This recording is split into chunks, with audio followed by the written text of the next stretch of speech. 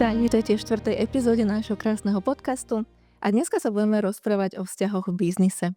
Pretože tieto vzťahy sú za mňa to najdôležitejšie, čo tvorí biznis úspešným. A sú to vzťahy nielen teda voči našim zamestnancom, spolupracovníkom a ľuďom, ktorých vo firme zamestnávame, ale aj voči našim klientom. Takže a podľa mňa sa veľmi málo rozpráva práve o vzťahoch alebo o tom pozadí. Často sa rozpráva o číslach, o stratégii, o kultúre, o všetkom, čo vlastne akoby tú firmu posúva. No za mňa sú to práve tí ľudia, ktorí firmu najviac posúvajú. A tá kvalita tých vzťahov, tá je za mňa absolútne najdôležitejšia. Ako sa na túto tému pozeráš ty? Tie vzťahy, či už sú to vzťahy biznisové, partnerské, vzťahy v súkromí alebo priateľstva, to je úplne jedno. Pokiaľ nemáme dobré vzťahy, tak nemáme dobrý biznis. Je veľmi dôležitá vlastne táto kvalita vzťahov, ktoré vytvárame, pretože za mňa teda z mojej vlastnej skúsenosti po 20-ročnom podnikaní môžem konštatovať, že aj tí klienti alebo noví klienti, ktorí prichádzajú do firmy, tak ich pritiahne práve ten vzťah. Často je to vlastne o tom, že nás nepoznajú, potrebujú si nás navnímať, vytvorí sa tam na tých stretnutiach nejaký vzťah a na základe toho vzťahu vzniká práve tá dôvera, kedy ten klient sa rozhoduje využiť naše služby. Takže aj táto stránka toho cash flow alebo toho príjmu nových klientov jednoznačne za mňa závisí práve od tých vzťahov. Ja si skôr myslím, že či už si nás chce navnímať nový klient, alebo si nás chce navnímať nový spolupracovník alebo nový zamestnanec, tak vždycky je to o tom, že tých ponúk zvonka je strašne veľa a pokiaľ ten náš nový potenciálny klient cíti, že v niečom sme iní a niečomu viacej rozumieme, tak je väčšia pravdepodobnosť, že prejde možno aj od konkurencie ku nám. A to je práve ten vzťah, to porozumenie, tá dôvera. To je vlastne presne to, čo kvázi tvorí ten majiteľ tej firmy, pretože veľakrát práve ten majiteľ spraví aj najväčší obrat, alebo tvoria to aj obchodníci. A za mňa vlastne to, akým spôsobom my pôsobíme na tú druhú stranu, či už je to klient alebo nový zamestnanec, tak vychádza akoby z nás, vychádza z našej energie, vychádza vlastne z toho, čo my vyžarujeme, aký máme my vzťah, možno sami k sebe. A toto je za mňa akoby v tom veľmi dôležité a je to naozaj citeľné, pretože aj ty možno, keď stretneš nejakého človeka, ktorého prvýkrát vidíš, tak niečo si o ňom pomyslíš. Načítaš si nejako toho človeka, vytvoríš si, už väčšinou do tých prvých 3 sekúnd sa rozhodneme alebo navnímame si, že čo môžeme od toho človeka očakávať. A ja sa stretám skôr s tými obchodníkmi, že keď sa stretnem s nejakým obchodníkom z nejakej inej spoločnosti alebo z inej firmy a nereprezentuje emóciu alebo energiu tej danej spoločnosti alebo firmy, tak potom som trošku na pochyba, že či chcem alebo nechcem spolupracovať s takou firmou alebo spoločnosťou alebo značkou. Presne, že je to také prázdne, že tam vlastne necítiš asi takú tú dôveru. Že ja som si vlastne tiež vyberala vždy obchodníkov do firmy tým spôsobom, aby reprezentovali tú kultúru, tú emóciu, to, čo som vlastne chcela akoby v rámci firmy odovzdať ďalej. To bolo za mňa veľmi dôležité, pretože to know-how človeka naučíte, tú zručnosť, to vlastne, že naučí sa o systéme, naučí sa o tom, že čo vlastne ponúka, čo predáva, naučí sa o produkte, ale ty potrebuješ vlastne v tom biznise človeka, ktorý bude reprezentovať tvoje hodnoty, tvoju kultúru. To vlastne akoby, čo je za tou firmou, čo si prišiel odovzdať viac za tým produktom. Ono je to tak, že možno ešte keď sa dostaneme aj k tej téme, že máme novú generáciu proste spolupracovníkov, ktorí majú teraz 21, 22, 23 rokov, tak zase máme ako keby, že trošičku iný prístup potom aj kvázi ako keby k tejto generácii, lebo generácia mojej mamy, ktorí majú teraz 50, tak to boli takí dríči, že odopriarať si, nedovoliť si, ale proste sú potrební, to oni ako keby sa aj cítili, že sú potrební v tej firme a brali to, že tá firma je ich súčasť a nemôžu si dovoliť do nej neprísť. A potom zase ďalšia generácia, ktorí už sú si vedomí ako keby že toho, že môžu si vyberať. Okay, máš nejakú kurióznu príhodu zo svojho biznisu? Tých kurióznych prípadov je viacej, ale skôr je to tak, že dneska sa ako keby dostávame k tomu, že menej sa stretávam s ľuďmi, ktorí chcú ukázať, že niečo dokážu a až potom ako keby zisťujú, že čo za to dokážu získať. ale je tam skôr ten opačný efekt, že na začiatku proste, že čo mi dáš? A potom ti ukážem, čo proste ti viem dať zase ja. Je to trošku také akože iné. Je to pravda, akoby aj ja som vždy vnímala ten generačný rozdiel, že predtým vlastne ľudia boli presne zvyknutí mákať, neexistovalo, že nedovolím si prísť do práce a táto nová generácia mňa napríklad veľmi prekvapila jedna kočka, zamestnankyňa, keď to tak môžem povedať, a že prišla vlastne s tým, že je úplne bežné dneska, aby počas menštruácie ženy vlastne akoby, že mali niekoľko dní voľna a jednoducho alebo pracovali z domu, hej. Čo napríklad pre moju generáciu je absolútne, že to je jedno, že či si chorý, či máš krámy, alebo vlastne, že čokoľvek, tak si proste bol v tej robote, mákal si, s teplotou som tam bola a jednoducho, akože bolo to úplne normálne, že vlastne teda pre tú moju generáciu a teda pre Ešte aj pre moju. staršiu generáciu, že vlastne človek v tej robote bol a odovzdal to, čo mal, hej, že keď som mala naplánované stretnutia, tak jednoducho som išla, nech by ma akokoľvek bolelo brucho, alebo hrdlo, alebo vlastne, že čokoľvek. Ale sú aj výnimky zase. A teraz ja nehovorím, že to je prosím vás správne, dobre, že to akože oveľa podľa mňa správnejšie a zdravšie je teraz táto nová generácia, ktorá už má tú sebahodnotu, ktorá už vlastne akoby, že vie, nazvime to, že kým je, alebo že čo v tom živote chce. Teraz nemyslím to, čo si povedal ty ten druhý prípad, že na úkor toho, že nič nedám a chcem veľa získať. Všetko musí byť v rovnováhe. Celý ten život je v podstate o tom hľadaní rovnováhy. Takže skôr som chcela poukázať na ten prístup, že aj keď človek bol chorý, tak aj tak išiel do tej roboty, odmakal si to. Tak toto už dneska naozaj si myslím, že aj tá situácia, alebo to, ako je teraz to tak nastavené, že už nás to tam nepúšťa. To naše telo, to zdravie, že hneď nám to ukáže, že aha, že tu ideš proti sebe, že už to nerob. Že viacej si tak, ako by sme si mali vážiť samých seba. No ale keď sa z toho, ako keby na to pozrieš z toho tvojho terapeutického hľadiska, tak z čoho to pochádza? Akože ja si dovolím tvrdiť, že z vlastnej skúsenosti si myslím, že to pochádza ako keby, že z vlastného vnútra, hej? Že ja som nemal tú sebahodnotu tak silnú, tak som sa musel ako keby cez to prebojovať. A musel som si to vyliečiť. Pokiaľ akože ale mám tú sebahodnotu až príliš vysokú, tak zase ako keby je ten efekt opačný a tiež ťa to ako keby že dáva dolu, lebo potom s tebou nikto nechce spolupracovať. Dobre, to hovorím, že je to o tej rovnováhe.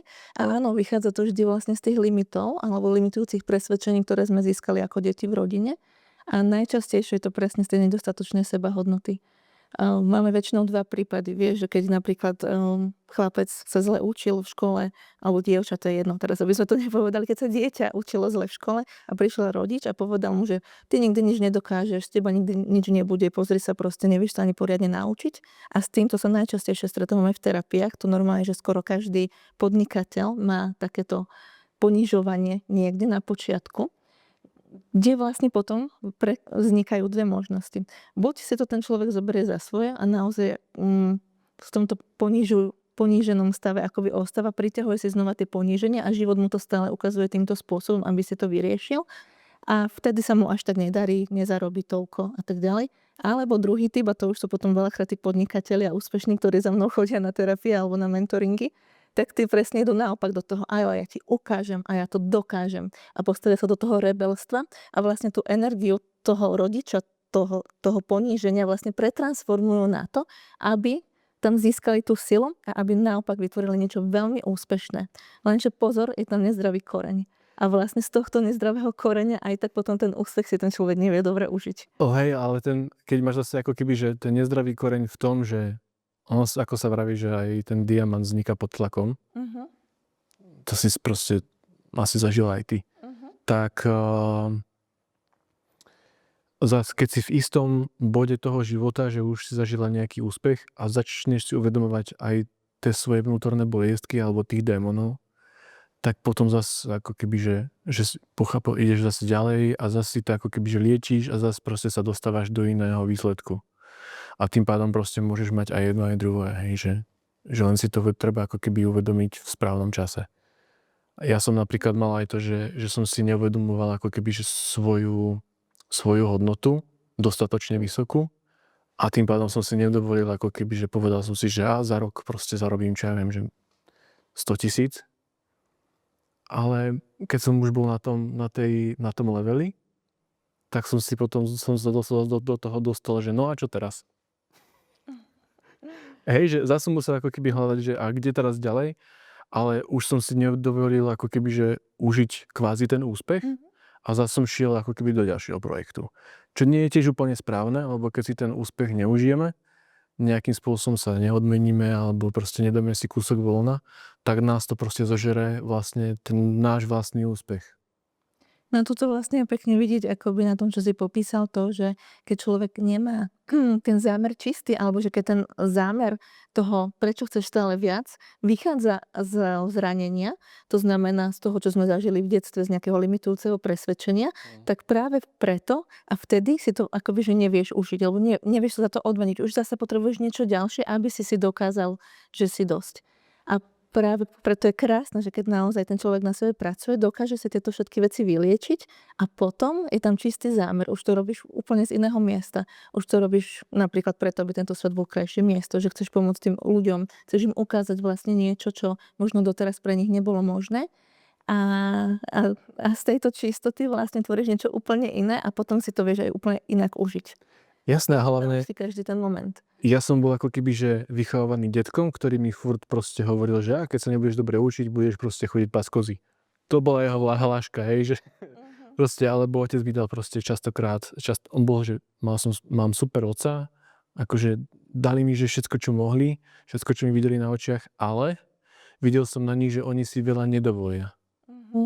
Hej, a tým pádom proste som to ako keby nabral ako špongia, keď som bol malý. A tým pádom som sa ešte donedávna snažil zavďačiť vlastným rodičom a vlastnému detkovi a ukázať mu, že proste niečo znamenám. A preto vlastne ten zámer ide vlastne z tohto miesta a tým sa vlastne akoby potom aj môžeš sám limitovať. Alebo aj všetci, ktorí to akoby si priznáte, že to máte na pozadí, pretože už 80% úspechu je vôbec si to priznať. Že tam niečo takéto vôbec môže byť, vôbec to uvidieť, pretože si zober, že ja som v podstate tých 20 rokov fungovala z toho, že som to nevidela. A nebolo mi úplne zrejme, že prečo toľko makám, prečo vlastne, vieš, že vždy som bola, že však ten líder je tam ten, ktorý proste musí ukázať, že on tam je a je tam, aj keď je proste najhoršie a potiahne to a vlastne akoby vždy aj na úkor seba. Takže ani to nie je úplne ono. Ale ešte by som sa vrátila k jednej zaujímavej veci, ktorú si povedal, a to je táto skromnosť. A tu by som chcela povedať našim poslucháčom jednu veľmi dôležitú vec, že rozlišujem medzi skromnosťou a pokorou. Skromnosť je pre mňa energia vlastne, kde sa umenšujeme a kde si niečo nedovolíme. Pretože my tu máme právo zažívať čokoľvek, absolútnu hojnosť, vieš si vytvoriť na tomto svete čokoľvek, čo chceš a vieš to zrealizovať. Že máme vlastne akoby, že tú moc, pokiaľ máme tie nástroje a vieme ako na to. A to je vlastne to, čo prinášam tým ľuďom v terapiách a v rámci mentoringov, aby sa dostali do tej svojej sily a vedeli si tu vytvoriť taký život, po akom skutočne túžia. No a druhá vec je tá pokora. Pokora má zase úplne inú energiu a to je vlastne to, že uvedomujem si, že je tu niečo viac, niečo, kde vlastne, ako to povedať, že som v tej pokore a som v tej vďačnosti za to všetko, čo mám, ale neumenšujem sa, nemám tam tú skromnosť. Ja napríklad toto veľmi rozlišujem a preto hovorím, že ja nie som skromná, ja si dovolím naozaj toho veľa. To vieme? Dobre. Ale zároveň tam mám veľmi hlbokú pokoru a veľmi často som sa inak aj vo firme stretávala s tým, že moji ľudia mi hovorili, že ešte akoby nemali takého šéfa a vlastne, že ešte u nikoho nevideli, že aj keď dosiahol tak veľa, vlastne takú čistotu a takú silnú pokoru. Na toto chcem určite upozorniť, že je to veľký rozdiel. Nebyť skromný, ale zároveň má tam veľmi akoby silnú tú pokoru. Ja by som to skôr povedal ešte tak, že aby to bolo, že možno ešte jasnejšie, je to, že tá pokora znamená, že áno, príjmam a vlastne tá skromnosť znamená, že to akoby ten človek od seba otláča, že to proste nechce. Že to nedovolí doslova. Že to je presne to, v čom vlastne ako keby aj mňa tí rodiče vychovávali, že nie, ja nechcem také drahé darčiky a to je moc drahé. Hej, že čo je moc? Pre každého moc znamená niečo iné. Ja to presne vidím aj teraz v rodine môjho priateľa, tak tam je to akoby, že veľmi silno, keď tí ľudia nemajú dostatočný budget, tak je to, že nemôžeš si kúpiť toto, lebo to je 4 eurá, hej, lebo je to 10 eur. Že vlastne veľmi tam už musia pracovať s tým budžetom a je to prirodzené, keď človek akoby nemá, len otázka je, že vlastne tým, že si to tvoríme všetko sami, tak vlastne prečo by sme sa neotvorili do tej väčšej hojnosti, keď tu ten potenciál na to je, máme tie možnosti a vlastne, že prečo by sme stále preberali a držali sa tých starých vzorcov, ktoré nás limitujú. Jasné, ale keď sa na to vlastne ako keby pozrieme, že z vyššieho hľadiska, tak keď príjmeme to vedomie, že vesmír nepozná slovo nie, tak keď si ty povieš, že nie, nechcem to, alebo nie, to je príliš veľa, tak on ti povie, no však áno. No. A dá ti ten dôvod, že je to pre teba príliš veľa, aj tie 4 eurá. Nie, by som to možno povedala Vieš. skôr tak, že vlastne vždy sa nám to ukazuje a zrkadlí len to, čo máme vo svojom vnútri. No. V tejto celej realite, že táto realita je v podstate tak vyskladaná, že čokoľvek, čomu veríme, tak to sa nám vlastne v živote ukazuje a zrkadlí. Vieš, keď ja mám vo svojom vnútri nastavené, ja neviem, poviem príklad, že ja som zvyknutá bola robiť, že 100 000 každý mesiac odchádzalo z účtu, tak vieš, pre mňa rozhodovanie o 10 eurách je, že akože ani nad tým neuvažuješ. No. Ale už keď budeme rozmýšľať, že z 10 000 a 100 000, tak tedy sa nad tým zamyslím a je to pre mňa, že akože suma relevantná. Ale tým, že firma mala proste takéto vysoké náklady a točili sa tam iné peniaze, tak vlastne už rozmýšľam úplne v iných číslach, čo teraz možno, keď už som vypadla z toho biznisu a som pri terapiách trošku náročnejšie, lebo tam sa točia zase úplne iné čísla. Tam mi chýbajú 3 nuly na konci. Takže mám teraz takú životnú výzvu. Ja som sa stretol tiež s jedným klientom presne s týmto, že on povedal, že áno, že oni majú že ročný obrad nejakých 50 až 100 000, že ročný a že dokážu ako keby že zarobiť tie peniaze. Niekedy proste majú zákazku za 1 000 000 a proste, ale majú v tom nejaké náklady. Ale strašne dlho premýšľal nad tým, že či si dá, že či zainvestuje do marketingu proste mesačne 3 až 5 tisíc.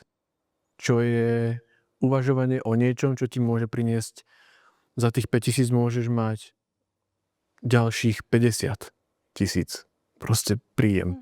Že keď ťa bude viacej vidieť, keď to sa robíš správne, keď to máš správne nastavené, tak ti to vie priniesť o mnoho veľa. Ale už premýšľal nad tým, že či proste mu nie je veľa, proste 3 až 5 tisíc, čo je potom, že OK, no tak je to tvoje rozhodnutie. Súhlas, preto vlastne ja, aj keď teraz nezarábam skoro nič na tých terapiách, tak stále investujem aj vlastne do sociálnych sietí, do toho, aby som vzdelávala vlastne ľudí a tak ďalej. Takže je to dôležité, aby ten človek bol videný a aby treba investoval aj do toho marketingu, aj keď možno teraz ten budget sa mu zdá, že na to nemá, ale za mňa je to dlhodobá investícia, takže preto to robím napríklad aj ja v mojom súkromí. Takže môžete sa pozrieť na môj Instagram.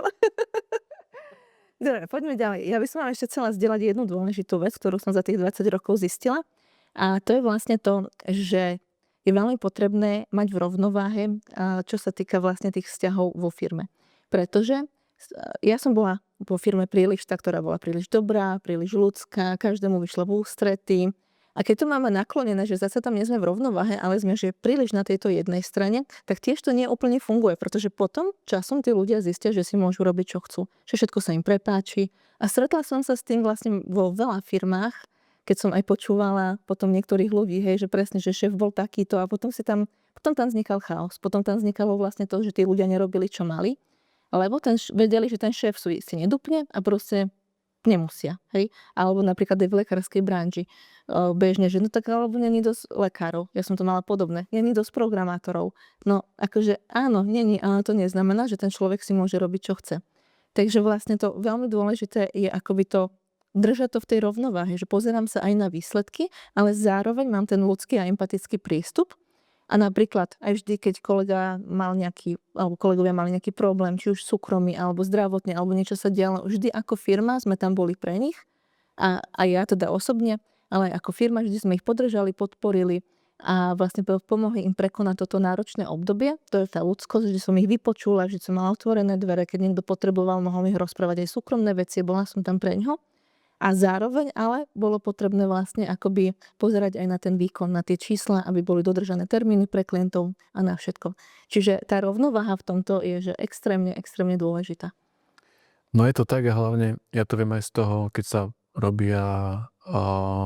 robí natáčanie, že sa robia proste väčšie veci, tak pokiaľ tí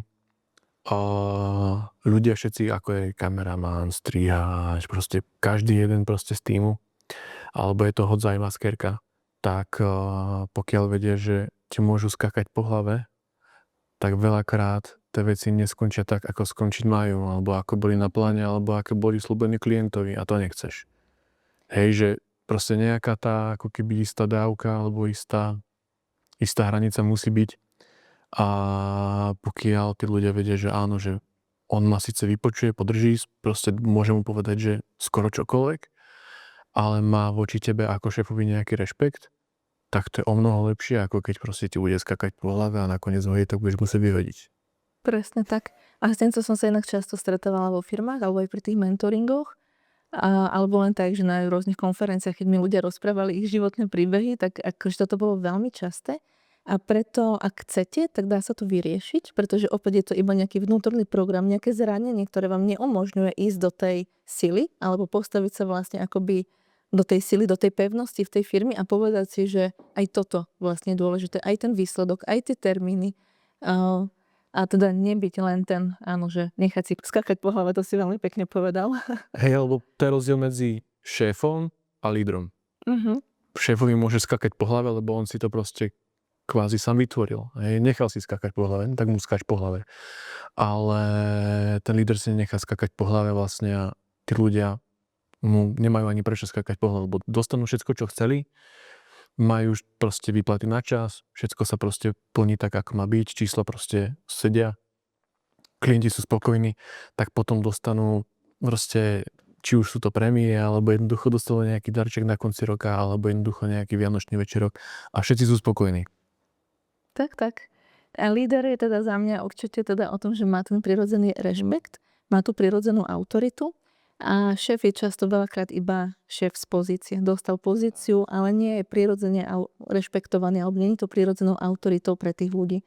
Takže ja som jednoznačne za autentický leadership, za to, aby ten líder naozaj pracoval na sebe natoľko, že keď vojde do miestnosti, tak aby ľudia vedeli, že cítili proste tú energiu. Asi to poznáš, nie? Že keď niekto taká silná osobnosť príde do miestnosti, tak ty vlastne vieš. Dobrá knižka je Pozitívny líder a presne o tomto sa tam veľa hovorí a píše, že rozdiel medzi tým šéfom a lídrom proste je jasný, že keď proste ten líder príde do tej miestnosti, tak on môže byť aj super človek, môže byť dobrý, úplne pozitívne naladený, ale tí ľudia mu vlastne nemajú prečo skákať po hlave. Ona proste to z neho cítia. Presne, tak je tam tá pevnosť, je tam to vyžarovanie. Ja sa odporúčam knižku 5 úrovní líderstva, ale môžeme to kľudne rozobrať na tých ďalších dieloch podcastu, pretože líderstvo je veľmi, veľmi zaujímavá téma. No a čo sa týka ešte možno tých vzťahov, tak tamto najviac ovplyvňuje komunikácia. Tak iba tak okrajovo sa jej dotkneme a tiež môžeme potom rozobrať v nejakom ďalšom podcaste. Komunikácia je za mňa akoby ten nástroj veľmi dôležitý práve na to budovanie tých vzťahov. A je dôležité, aby ten líder vedel komunikovať empaticky. Ja mám veľmi rada metódu nenásilná komunikácia. Keď to ide. Keď to ide. A tak vždy to ide. Áno. Čiže v rámci tej nenásilnej komunikácie tam si viete povedať vlastne aj, čo potrebujete. Hej, lebo tam je to o tom, že popisujete to pozorovanie, čo sa vlastne deje, ako sa v tom cítite a zároveň vlastne, že čo potrebujete od tej druhej osoby. Ono je to o tej komunikácii, či už je to komunikácia v práci, v tej firme, alebo komunikácia proste doma. Že veľakrát ten šéf, ktorý je, nazvime to, že zlý v práci, môže byť doma úplne naopak. A veľakrát potom sa šéfom dokáže stať v domácnosti žena. Tak vieš, tá rovnováha. Čo si ty o to myslíš? No, že je to zase o tej rovnováhe. Že áno, že častokrát, alebo takto, že v celom tom živote ide o tú rovnováhu. To je vlastne tiež také moje poznanie. Lebo ty vlastne môžeš byť aj ten milý, ale zároveň potrebuješ byť aj ten pevný, aj v tej firme, v tej komunikácii. Väčšinou si ten milý, ale keď treba, tak proste vieš si nastaviť tie hranice a vieš si povedať. Ale štandardne tým životom akoby plávaš ja to volám v neutralite. Najčastejšie to volám, že v lásky plnej neutralite, pretože keď si akoby v tomto stave, keď si v tom svojom strede, tak jednoducho všetko sa ti darí, všetko plynie ľahko, vieš presne ako komunikovať. Keď ťa aj niekto druhý urazí, tak jednoducho tebe, alebo sa ťa snaží uraziť, tak vlastne ty zistíš, že aj tak ťa nemôže uraziť, lebo ty to máš v sebe vyriešené, tak vlastne akože môže si rozprávať, čo chce, alebo kričať, čo chce. Takže je to hodne za mňa, že o nás a o tom, aby my sme naozaj v sebe našli ten stred, tú rovnováhu, to, kým skutočne sme. a potom je vlastne veľmi jednoduché všetko. Aj tá komunikácia, aj toto. A pokiaľ to človek nevie, tak áno, tak môže byť jeden extrém v práci a presne opačný extrém doma, aby sa to potom niekde stretlo, aby našiel v tom živote tú rovnováhu, lebo celý ten život vždy smeruje len do toho nájdenia rovnováhy, do toho stredu. Ja som počul peknú myšlienku od Peťa Krištofoviča, že keď vlastne prídeš domov a stojíš pred dverami, tak vlastne tých prvých 30 alebo 60 sekúnd proste máš zavrieť oči a naladiť sa na to, že všetko je super, všetko je skvelé, aby následne proste hneď tá prvá hodina, ktorú stráviš ty proste so svojím manželom, proste ja so svojou priateľkou a s tou rodinou, aby som ja im odovzdal tú energiu pozitívnu a nenaladil ich proste na moje veci, ktoré riešim všetky vo firme. Áno, toto ja hodne odporúčam v rámci mentoringov, lebo toto je veľmi častá téma, že keď to nefunguje v práci, tak to nefunguje aj doma a ľudia si prenašajú tú emóciu domov, takže najčastejšie odporúčam presne, buď veľte sa vydýchať, ísť na prechádzku pár minút, naozaj nastaviť si ten mindset na to, že idem domov a tam som iným človekom, hej, tam som ten láskavý, som tam pre tú rodinu, pretože inak akože úprimne si povedzme, na čo ti je biznis a na čo sú ti milióny, keď doma ti to nefunguje a keď si na to sama nemáš sa to s kým užiť. No, veľakrát akože teraz som sa tiež rozprával ešte s jedným majiteľom tiež peknej firmy, robia nočné okuliare. Možno značku poznáte. Asi hej. A on tiež vravel jednu myšlienku, že on radšej by prišiel o biznis ako o svoju snúbenicu. Je to tak, pretože ty chceš ten život s niekým zdieľať. Lebo presne tak a toto mi deď vravel, že však on proste to robí pre tých ľudí, aby sa cítili lepšie a preto robí všetky tie produkty, aby mali lepší život. A on vlastne, pokiaľ by kvôli tomu to mal prísť za svojou snúbenicu, tak mu to za to nestojí. Ale dá sa to krásne mať v rovnováhe, hlavne keď on má takýto čistý zámer, že to robí pre tých ľudí, aby mali lepší život, tak väčšinou potom už to príde automaticky do tej rovnováhy aj s tým osobným životom. A to je na tomto krásne. Takže áno, takže je veľmi dôležité, aby si podnikatelia aj toto uvedomili, že pokiaľ nemajú s kým zdieľať ten úspech, tie milióny, možno aj s kým cestovať, alebo naozaj užiť si to, čo dokázali, tak to nemá až taký význam, že veľa ľudí síce aj z toho, čo som počula rôzne príbehy, tak zarobí možno naozaj aj tie milióny, miliardy, ale pokiaľ to nemajú s kým zdieľať, alebo si to nevedia užiť, alebo už prišli aj o svoje zdravie kvôli tomu, tak to vlastne nenaplní ten účel, kvôli ktorému to vlastne robíš. Takže to je veľmi dôležité si uvedomiť. Ja som tiež premýšľal nad tým, že vlastne prečo to robím ja. Lebo častokrát som proste sa stretával s tým, že som to nejak tak odkladal, že vlastne, že prečo. A nejak som tomu nevenoval pozornosť, ale keď som sa vlastne ako keby, lebo prvá vec, čo ti napadne, povieš, že peniaze. Že chce proste mať ako keby tú finančnú slobodu. To je pekné, ale keď sa do toho človek ponorí ešte hlbšie, tak vlastne úplne v tom korení je šťastie a láska. Lebo vlastne keď dokážeš tým tvojim biznisom priniesť radosť a šťastie ďalším ľuďom a si zároveň z toho šťastná aj ty, tak ťa to naplňa o mnoho viac. Presne tak. Úspech sa vlastne vždy dostaví vtedy, keď robíte to, čo vás baví. To je asi to najdôležitejšie posolstvo. Ako Buddha povedal, že vlastne z jednej sviečky, spomenia jednej sviečky sa proste dá zapaliť mnoho ďalších a pritom na tom svetle, na tej sile toho svetla, tá prvá sviečka nestratí vôbec nič. Presne tak. Takže sviete aj vy. A tešíme sa na vás pri ďalšej epizóde. Ďakujeme.